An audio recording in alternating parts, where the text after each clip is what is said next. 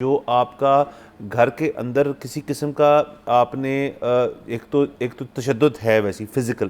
اس کے ارد گرد تو بڑے قوانین آلریڈی موجود ہیں، وہ آپ نہیں کر سکتے، کسی کو نہیں کرنا چاہیے، وہ تو ہے۔ پھر اب دیکھیں ہم ایک ایسے دور میں داخل ہو گئے کہ شکر ہے پاکستان میں بھی جو ایک نفسیاتی طور پہ تشدد کسی کے اوپر ہوتا ہے، عموماً یہاں پہ خواتین جو گھر میں ہوتی ہیں ان کے اوپر ہر قسم کی چیز جو ہے وہ کی جاتی ہے، اور اس کے اندر نفسیاتی تشدد جو ہے اس کے اوپر روشنی بڑی کم ڈالی گئی ماضی کے اندر۔ اب شکر ہے اس کے اوپر، یہ میں کہوں گا نہیں کہ یہ پہلی دفعہ اس کے اوپر بات ہوئی، اس کے اوپر کئی دفعہ بات ہو چکی ہے، لیکن اب چونکہ یہ ایک مشترکہ اجلاس کے اندر یہ بات ہو چکی ہے، قانون سازی ہو رہی ہے اس کے اوپر، تو یہ بہت اچھی چیز ہے۔ اس کے اندر یہ بھی کہا گیا ہے کہ آپ نے اپنے گھر کے اندر جو آپ کی بیگم ہے اس کے اوپر آپ نے کسی قسم کی بھی اگر وائلنٹ قسم کی کنورسیشن بھی کی ہو، آپ نے بلا وجہ چیخ و پکار کی ہو، آپ نے کسی قسم کی چیز کی ہو، تو اس کو ہم نفسیاتی تشدد کی مد میں لے کر آئیں گے، اور اس کے اوپر اب قوانین موجود ہوں گے یا ہونے لگیں۔ ایک تو یہ سر اس کے اندر، اس کے علاوہ سر اس کے اندر یہ بھی ایک اینگل ڈالا گیا ہے کہ بیوی کو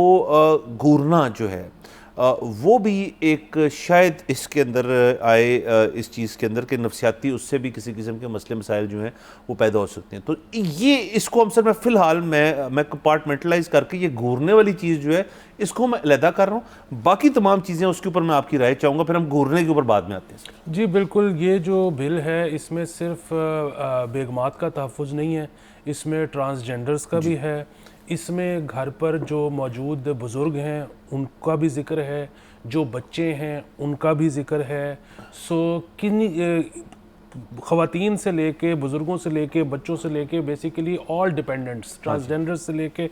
کسی کے خلاف بھی ذہنی تشدد نہیں کیا جا سکتا۔ اس میں گالم گلوچ شامل ہے، اس میں تھریٹ کرنا شامل ہے، اس میں دوسری شادی کا تھریٹ دینا شامل ہے، اور اس میں جو ہے وہ ہر قسم کی لفظی تکرار جو کہ کانڈیسینڈنگ ہو سکتی ہے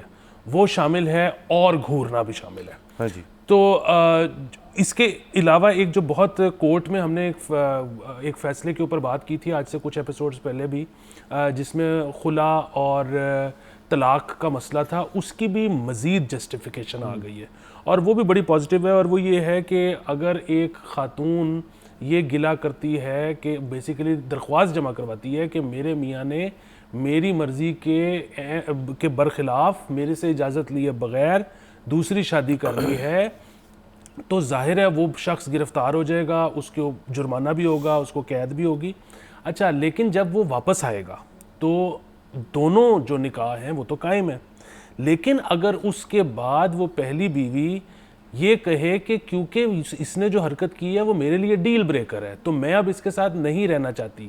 تو پھر جو اس کو گرانٹ ہوگی وہ طلاق گرانٹ ہوگی، وہ خلا گرانٹ نہیں ہوگی، یعنی کہ اس شخص نے کیونکہ غلط کام کیا تھا، اور جس بنیاد کے اوپر وہ شادی ٹوٹ رہی ہے وہ بنیاد موجود ہے، تو اس لیے عورت کا حق مہر نہیں مارا جا سکتا، عورت کو طلاق بھی مل جائے گی اس کی خواہش کے مطابق، اور وہ حق مہر بھی سارا لے کے جائے گی۔ سبسکرائب کریں اور بیل دبائیں تاکہ کوئی خبر رہ نہ جائے۔